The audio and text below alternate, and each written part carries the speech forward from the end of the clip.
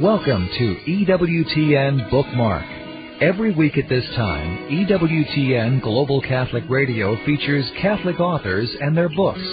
You'll hear from established writers as well as first-time writers expressing their love for the Catholic faith. Now, here's your host for EWTN Bookmark, Doug Keck. And welcome once again to EWTN's Bookmark. I'm Doug Keck, your host. Our guest is author Rabbi David G. Dalin, and the book is The Myth of Hitler's Pope, How Pope Pius XII Rescued Jews from the Nazis, published by Regnery Press.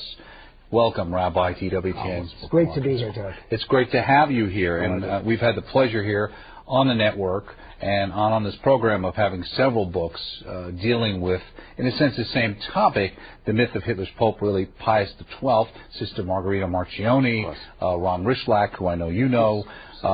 And it's really intriguing to not only deal with this issue again and try and prove what the truth is, but uniquely have it come from a perspective that's just not a Catholic nun or a Catholic intellectual defending the Pope, but actually a Jewish rabbi. How did you come to get interested in this topic? Well, I'll tell you,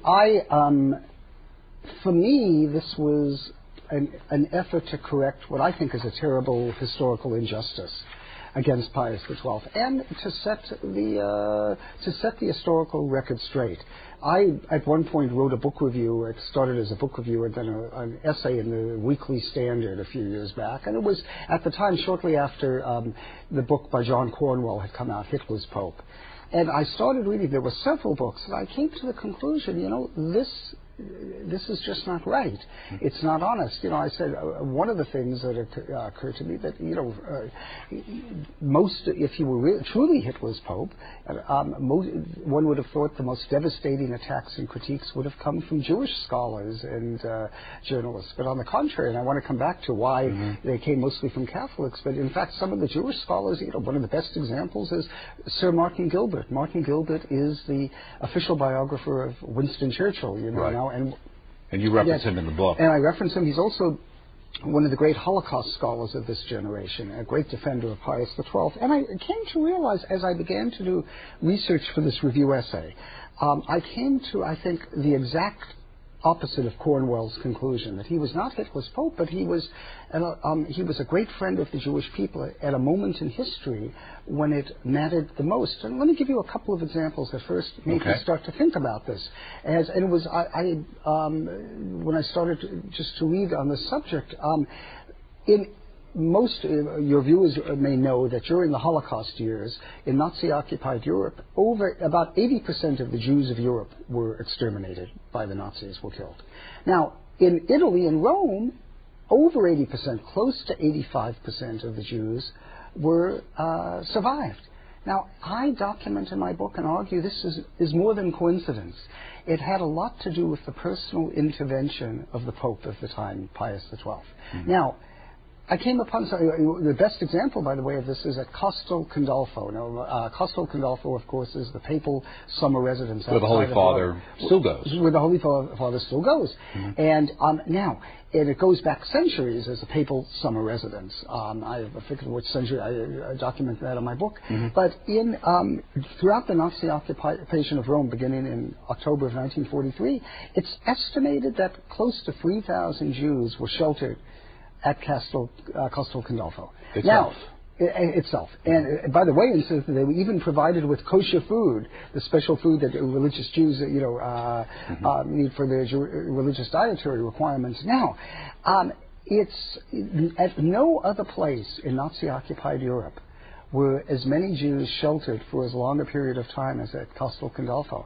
Now, once again, there was also a fair amount of anti-Semitism among the fascists in Italy as well. Well, there was. Not at the level that maybe it came to the Holocaust. Well, exactly. That's my next point. And the one thing, though, to remember is that this could not have taken place at Castel Gandolfo without the Pope's not only approval, but without his directive. This could not have happened without his involvement. You mentioned something else, the fascist, it's ironic, in the 20s, Mussolini didn't start out as anti-Semitic, but then to cultivate Hitler as the 30s went by, and in 1938, in fact, he promulgated his own version of the Nuremberg laws, his anti-Jewish, legislation. Now, it's instructive here. In 1938, in advance of this, as part of this, Hitler makes a famous state visit to Rome. The future Pius XII, Eugenio Pacelli, is then the Vatican Secretary of State. He publicly snubs Hitler. He leaves Rome, goes to Castel Gandolfo with the previous Pope Pius XI, who was then sadly quite ill already. Now, this was a very risky business. You know, we now know that the Nazis had plans to attack the Vatican. To kidnap Pius XII. And this is, by the way, is not without historic precedent. Right, because of Napoleon, right? Napoleon Bonaparte, 1809, did that. He invades the Vatican. He brings, I forget who the Pope of that era was, he takes him to exile into Paris, where he dies, in fact, the Pope. And 2 or 3 other instances in the 19th century as well. So now, this was quite a public, snubbing of Hitler. Now, what makes this remarkable, if you juxtapose this, I want to come back to the allegation that he was silent, but there was a great deal of courage on Pius XII's part. I document from the late 1920s through the 1930s, through his becoming, even prior to his becoming Pope, there are no less than 55 public pronouncements by Eugenio Pacelli, who, of course, becomes Pius XII in 1939, opposing the Hitler regime, opposing Nazism, and opposing Nazi anti-Semitism. Well, in your chapter, A Righteous Gentile, there's a couple of things. On May 11, 1940, he publicly condemned the Nazi invasion of Belgium, Holland, and Luxembourg. In his Christmas addresses of 41 and 42 over Vatican radio to millions throughout the world, addressed the same themes about what was going on with the Jews. The New York Times, which was supporting what he said at the time, said, the voice of Pius XII is a lonely voice in the silence and darkness enveloping Europe this Christmas.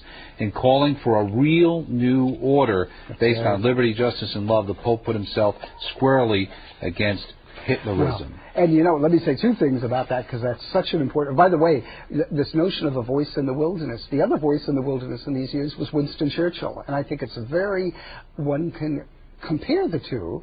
I mean, Churchill happens to be a great hero of mine, and it's more than coincidence, by the way, that Churchill's official biographer, Sir Martin Gilbert, is also one of the preeminent Jewish defenders of Pius XII. But the things you're pointing out, it's... His contemporaries, I want to come back to the tributes from his Jewish contemporaries, but his contemporaries recognized Pacelli as the Vatican Secretary of State, Eugenio Pacelli, and then Pius XII, as not only a friend of the Jewish people, but as an enemy of the Nazis. And this was especially so amongst the Nazis themselves. During the 1930s already, he was attacked in the Nazi press as the Jew-loving cardinal from Rome. And after his famous Christmas address of 1942, a Nazi memoranda, secret memo was distributed in Berlin attacking him and calling him the mouthpiece of the Jewish war criminals. This was in the direct aftermath of his famous Christmas address, in which he, of course, publicly excoriates Nazism. And so these things, and you mentioned this, if I can talk for a moment about the tributes from the Jewish community. What I document here in my book in much detail, until no previous pope in history had been so universally admired as Pius XII, or had such praise and gratitude by Jewish leaders from Israel, from Europe, and from the United States. Now, I mentioned many people know, for example, when he died, Golda Meir, the future prime minister, the foreign minister of Israel, famously spoke beautifully on his behalf. Now, some people discount this because, look, I'm a rabbi. We all know when it comes to eulogies, we all say nice things. When someone dies. I see. So the claim would be this is just a eulogy. But what I document, that claim can say, okay, maybe this was just making nice because, of course, he was a great world leader. He was deceased now.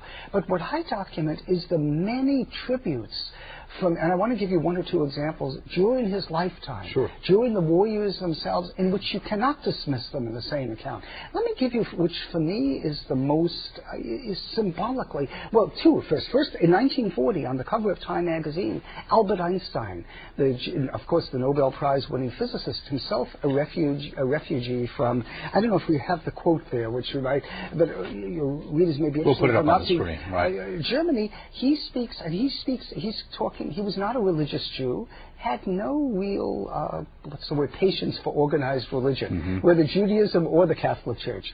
And he says, I'm not religious. I've had no real, I forget what word he uses, patience for the Catholic Church.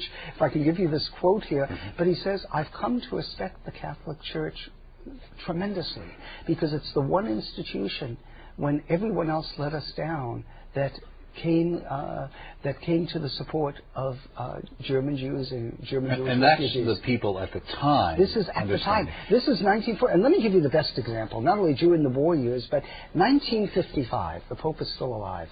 The Israeli Philharmonic Orchestra, the Israeli government pays for the Israeli Philharmonic Orchestra to go to Rome, to the Vatican, it's the 10th anniversary of the liberation of Rome, to play a special concert, a Beethoven symphony, in honor of Pius XII. Now, why is this significant? It's just monumentally historically significant. You may know, Doug, that the Israeli Philharmonic has never played the music of Richard Wagner.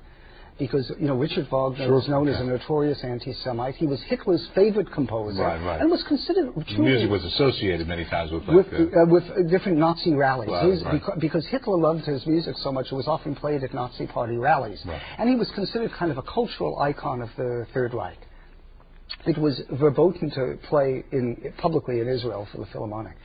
Because of this, it is absolutely unimaginable. In the 1950s, there was a huge community of Holocaust survivors living in Israel. It's unimaginable, unthinkable that they would have tolerated or countenanced the Israeli government paying a sizable amount of money to transport the Israeli Philharmonic, the National Philharmonic, to go to Rome to play a concert in tribute to somebody who they thought was Hitler's Pope. On the contrary, this was a collective tribute by the Jewish people and by the state of Israel to someone who was considered to be a great friend of the Jewish people. Well, you mentioned before, we talked a little bit about Mussolini. Yes. In this chapter as well. It says, the newly elevated Pius XII responded to the anti-Semitic decree by appointing several displaced Jewish scholars to posts in the Vatican Library. This is amazing. This is a story. I think I may be one of the first people to document it in any of the books on Pius XII. Many, at least, when Mussolini's anti-Semitic legislation was enacted, Jews lost their, first of all, you couldn't practice law or medicine, but you lost your university positions. Many very prominent Jews who were at the University of Rome and elsewhere lost their academic positions. Pius XII, it's remarkable, gave employment to Jewish scholars at the Vatican. Yeah, now the Vatican has, going back to the Renaissance, one of the great collections of Hebraica, Hebrew literature. But and then he didn't stop there. He gave them temporary employment until he could arrange for visas for them to come to the United States. Many of these same scholars eventually got university appointments I've written about it elsewhere, at places like from the University of Pennsylvania, the Jewish Theological Seminary, different major academic institutions. But the fact that he personally, and this started, by the way, the last months when he was the Vatican Secretary of State, we know this was done personally and totally at his initiative. And this brings up something even more remarkable. We all know, at least I hope many of your listeners may know, that the late John Paul II had a childhood, a lifelong Jewish friend, right. Jerzy Kluger. There's a book that's been written. I write about it. I speak about it. It's one of the great friendships of the 20th century, actually, and certainly in papal-Jewish relations. What's forgotten and less known is that Pius XII had a Jewish childhood friend, and this relates to just what you asked me. Right. Was he the first future pope to attend a Seder? Well, actually, Jewish Sabbath services. Right. Okay. And which, of course, then, actually, John Paul II was the first future pope, I think, to attend a Seder and also to attend the Jewish Holy Day services, Yom Kippur, the Day of Atonement. But Pius XII had exposure as well. Pius XII was invited to Sabbath dinners at his childhood friend's home. And what's interesting is his name is the friend was, and this relates to the question you asked me, his friend was Guido Guido Mendes, Mendes. He was distinguished from a long line of Jewish physicians, very prominent, in Rome. He went to the same, I guess we call middle school and then gymnasium, high school. He remained friends with the future Pius XII, over the next 20 years. By the late 1930s, when Pius XII is the Vatican Secretary of State, his childhood friend Guido Mendes is then a distinguished professor of medicine. He went into the family business at the University of Rome. He's one of the Jewish professors dismissed by Mussolini's anti-Semitic legislation. By the way, this legislation is patterned after the Nuremberg laws of Germany. This is just before Pius XII becomes Pope. Eugenio Pacelli arranges for Guido Mendes and his family to get the necessary passports to escape. At one point, he was going to get him a position at a Catholic university, I believe, in South America. He had arranged. And Mendes said, he wanted to go to the Holy Land. He wanted to go to Israel, to move then Palestine, to live in Israel. So Eugenio Pacelli, the future Pius XII, arranges this, and he gave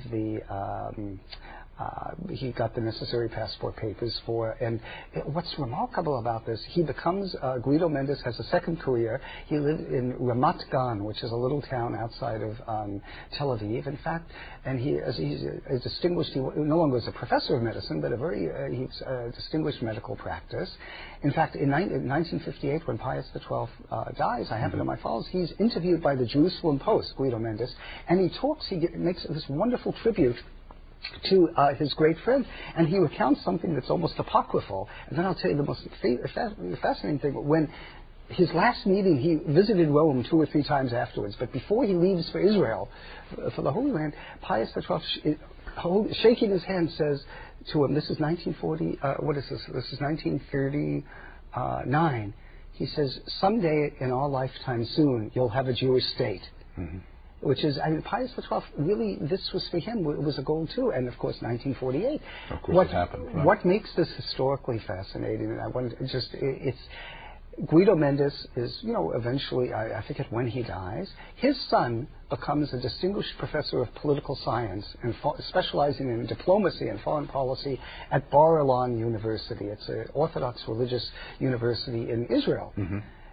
You talk about how fascinating life is. It's in early 1990s that at the initiative, which I also talk about in my book, at the initiative of John Paul II, the Vatican and the State of Israel established for the first time diplomatic relations.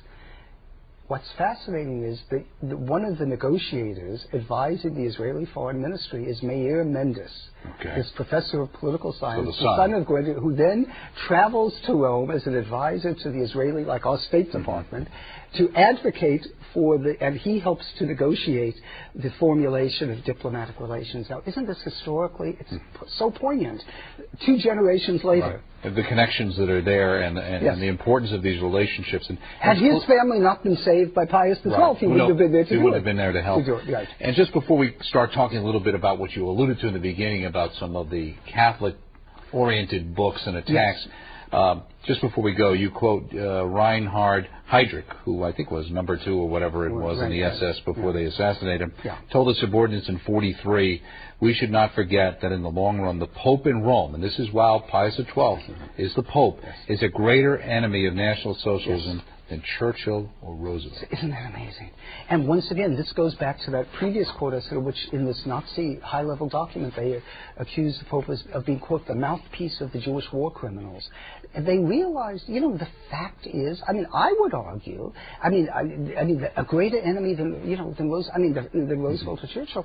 I think it's arguable that Pius XII did more to rescue Jewish lives than the Roosevelt administration. Well, I guess maybe the Nazis, unlike Stalin, realized that the Pope did have divisions. That's in a sense. It's interesting, and and this takes right. And when you realize, when I speak to Jewish audiences, I'll say, when I was growing up, in my parents' day, my parents lived in New York in the 30s and 40s.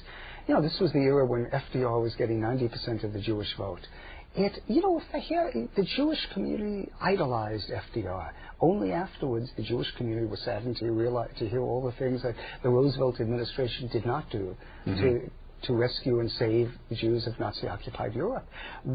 I argue, and very definitely to Jewish audiences, that Pius XII did much more, and this has to be. I mean, this has to be remembered. As and so. Well, do you think it's true to some degree? It should be part of his legacy, you know, his historic legacy. But do you think, in some ways, in almost everyone's life, it's unfair because one can always find something after the fact? And I think a certain amount. I think sometimes we take ourselves out of the time period with a full knowledge of what has happened, project ourselves back into it, and act like that's what we would do. Well, you don't have that foreknowledge. You don't have that foreknowledge while it's happening. No, you're right, and I think that's both in terms of. I think you're correct. You know, both in maybe criticizing the Roosevelt administration now too, and especially criticizing Pius XII. It's easy to say. Let me give you a couple of examples. You know, of what the critics say about Pius XII, and I would say, you know, you can be an armchair analyst, you know, and you know, one of the things is that one of the best cases in point that there should have been more pastoral letters distributed, perhaps in Germany itself, you know, publicly attacking the Nazi regime, and in particular for its anti-Semitism. Now, you may know the one good case in point of this, the preeminent one, is that of Dutch bishops. In Holland in 1942, at the directive of Pius XII, and we know it is at his directive, on one specific Sunday, an anti-Nazi pastoral letter was read in every Catholic church. The reprisals were monumental, both against Catholics and Jews within Nazi Germany. Now, in fact, within Holland, the highest percentage of Jews, not numbers, but the highest percentage of Jews killed in any country of Nazi-occupied Europe was in Holland. Yes, that's in your book, and I had not. And it's I was not aware of that. It's a compelling. Now, some people say to me, when I was a Jewish scholar, they say, well, come on, what could possibly be worse than the mass murder of 6 million Jews? The tragic reality is the mass murder of hundreds of thousands more. I mean, or you know, and of course the reprisals against Catholics in Holland were equally. So that, in other words, you know, and the other thing. And as you quote in the book, sometimes there was also a word that got back to say, please don't say too much in certain cases, because we think it's just going to get worse. There was exactly, and that came from both from Jews within Germany and within local communities. But we're almost running out of time, and there's one thing I want to hit on too, because where does this come from? Two things. One, you say the battle over the reputation of Pius XII is one of the most historically important battles of the culture war. What do you mean by that? Well, I think this goes back, you know, to the question of the liberal Catholics. You know, this is what amazed me when I started working on the subject was that the most vicious attacks on Pius XII came not from Jews, but from a few liberal or lapsed Catholics, and not to mention, I mean, the former priests. You know, John Cornwell himself was a former Jesuit seminarian. He's the one who wrote Hitler's Pope. And who really popularized that name. And that's the one with that faux picture. The faux picture. By the way, let me just mention this, because then to answer your question, on the picture, on the cover of Hitler's Pope. By the way, Eugenio Pacelli never met Adolf Hitler. He was the papal nuncio in Germany in the 1920s, left in 1929, never returned. Never met Hitler. On the picture, the British edition of the book, there's a picture of Pius XII coming out of a building. The assumption is a high-level governmental meeting. There are two German soldiers in the background. The caption says, coming out of a government meeting 1939. The direct implication is he's come out of a meeting with Hitler. These are Nazi soldiers. The reality is the meeting took place in 1927. The two soldiers in the background are two soldiers of the Democratic Weimar Republic. Right.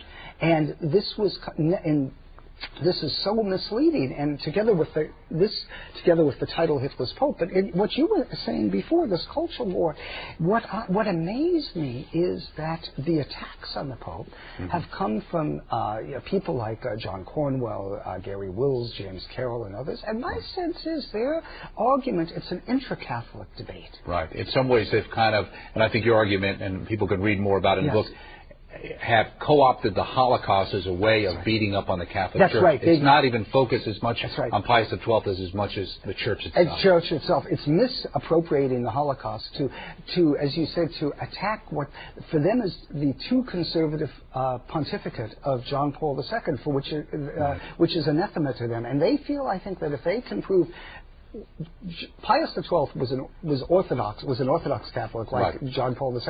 If they can argue that he was morally fallible, morally, on this issue, then what about all these other issues? Exactly. Okay, and if he we're was just out of time, Rabbi. We just have to go. Thank you so much. And it was great to have you here on Bookmark. And hopefully people got a chance to see you when you were on the World Oprah as well. Check out the book by Rabbi David G. Dalin. The book is The Myth of Hitler's Pope: How Pope Pius XII Rescued Jews from the Nazis, published by Regnery Press, available through EWTN's religious catalog. If you're interested in this topic, check it out. Join us next time right here on Bookmark.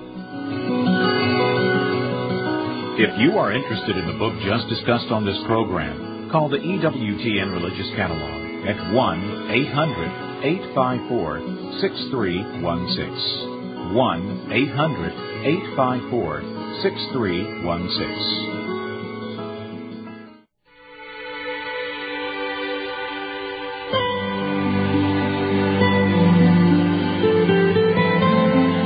Acclaim Yahweh, all the earth.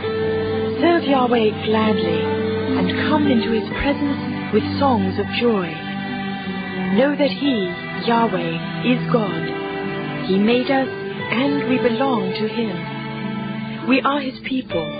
Walk through His porticos, giving thanks, and enter His courts praising Him. Give thanks to Him, and bless His name.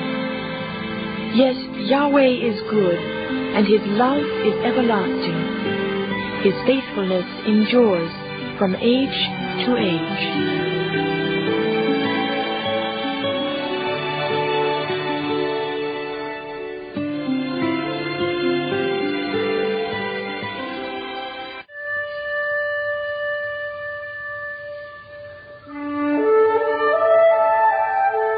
Glory be to the Father, and to the Son, and to the Holy Spirit, as it was in the beginning, is now, and ever shall be, world without end.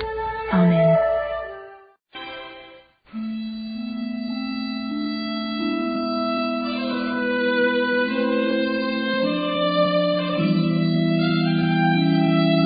Hail Mary, full of grace, the Lord is with you.